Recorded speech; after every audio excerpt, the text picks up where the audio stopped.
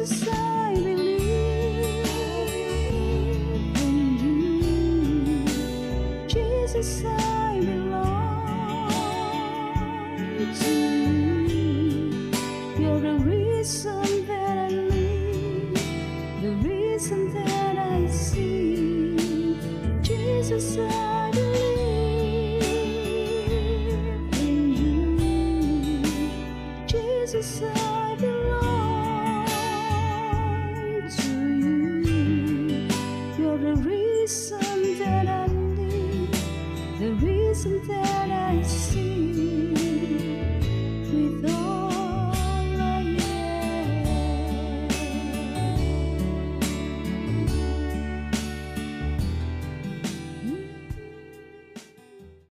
Shalom, selamat malam saudara-saudara kekasih di dalam Yesus Kristus. Kita berjumpa lagi di dalam Family Bible Reading Journey yang kali ini kita akan merenungkan firman Tuhan dari 2 Raja-Raja 7 ayat 1 sampai 10. Dan sebelum kita merenungkan firman Tuhan, mari kita berdoa untuk minta pimpinan Roh Kudus.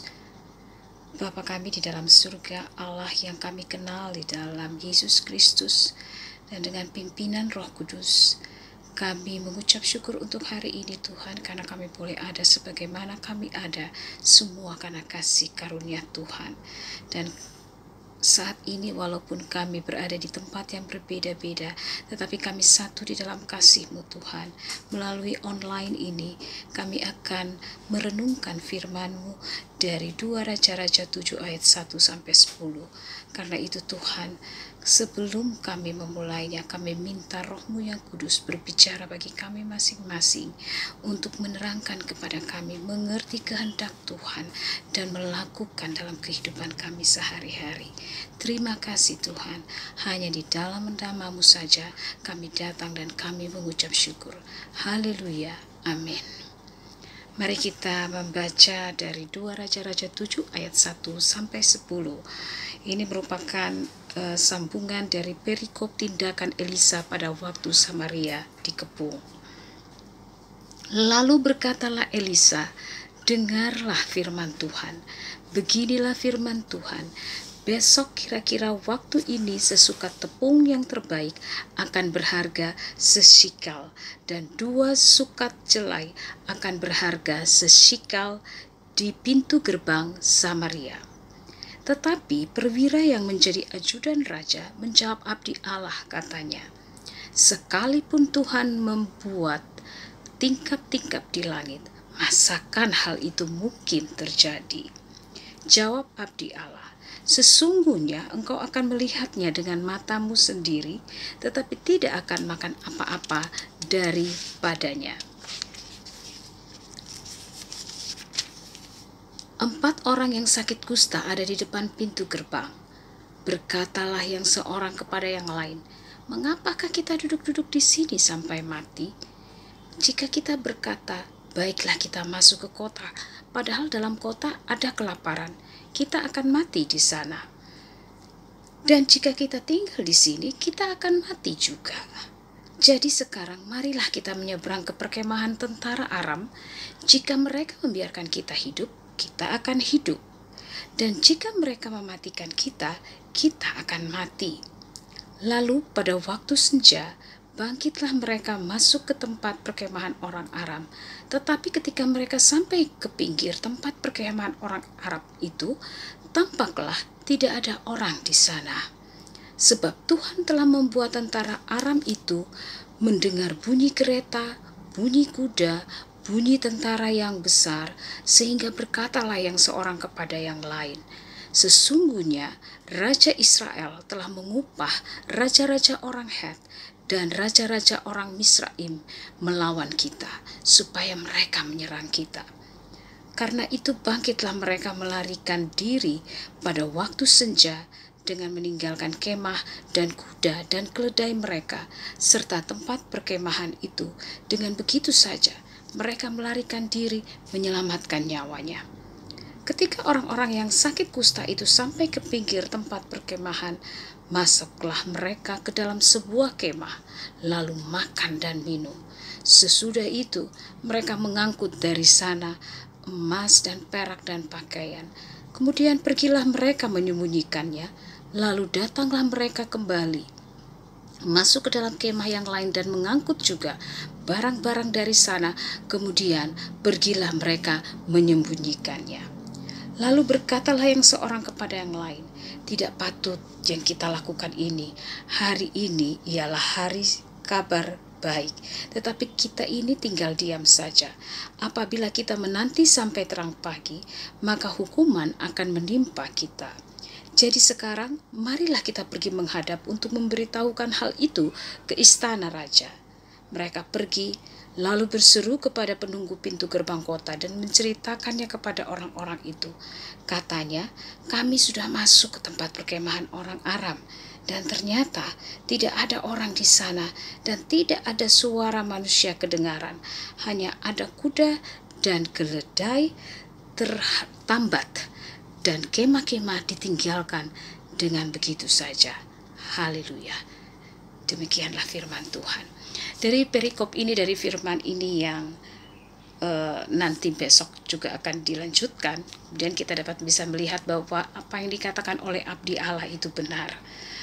Tetapi kalau kita melihat kisah ini, ya, akhirnya perwira itu dia melihat, tapi kemudian terakhir dia diinjak-injak, ya, di pintu gerbang, sehingga dia melihat tetapi dia tidak bisa menikmati, dia tidak mendapatkan sesuatu. Ini adalah tipe orang yang bimbang. Dan ini pun ada pada zaman kita saat ini. Kita pun sendiri seringkali tidak percaya. Kita lebih percaya orang lain. Padahal saat itu, pada saat abdi Allah itu waktu itu belum ada Tuhan Yesus, ya. Jadi roh Tuhan sudah ada, tetapi tidak tidak semudah sekarang sebenarnya yang kita sudah bisa melihat Yesus, yang roh Yesus itu bisa berbicara dengan kita kapan saja. Tetapi itulah kita manusia.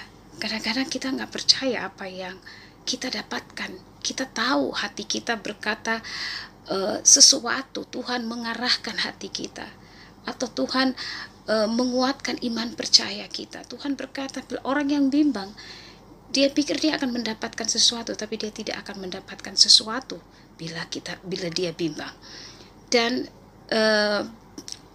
sampai sekarang pun, sekalipun kita bimbang, kadang-kadangnya kita tidak percaya, dengan berbagai cara Tuhan akan terus melaksanakan rencana dan kehendaknya di dalam kehidupan kita. Jadi apapun kesalahan yang kita lakukan, apapun kegagalan kita, ingatlah bahwa rencana Tuhan dalam hidup kita itu tidak bisa digantikan.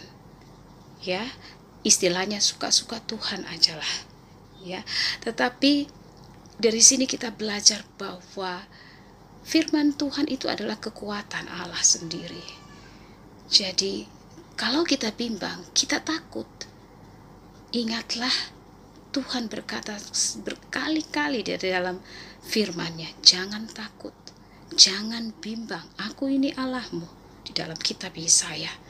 Karena itu, dari sini kita bisa belajar, bila kita tidak melakukan kehendak Tuhan, ini dia tinggal percaya aja loh. Tapi dia nggak mau percaya. Jadi kita jangan seperti itu, ya. Walaupun kita jatuh, kita bangun lagi, kita percaya lagi, ya. Karena kita manusia, kita masih daging, kita masih lihat di depan kita kenyataan. Padahal iman itu sesuatu yang tidak kita lihat, tetapi kita tetap percaya. Dan ketika kita melihat, itulah iman. Itu Allah menciptakan dunia ini dengan iman. Ya, kita perkatakan firman Tuhan, kita percaya walaupun di depan kita mengatakan no, tapi percayalah Tuhan senantiasa melaksanakan apa yang Dia kehendaki, apa yang Dia rencanakan dalam kehidupan kita. Demikianlah renungan kita hari ini. Dan kiranya Tuhan memberkati kita semua. Bapa di dalam surga, terima kasih untuk firman-Mu, dan biarlah Engkau sendiri Tuhan yang meneruskan dan memberikan pengertian bagi kami, sehingga kami terus percaya padamu Tuhan. Walaupun terkadang kami bimbang, kami lemah, kami tidak kuat, tapi kami percaya Engkau, Roh-Mu sendiri Tuhan, yang akan menguatkan roh kami. Terima kasih untuk firman-Mu hari ini Tuhan. Terima kasih. Hanya di dalam nama Yesus Kristus kami mengucap syukur dan berdoa kepada Bapa di surga. Haleluya. Amin. Shalom. Tuhan memberkati kita semua. Haleluya.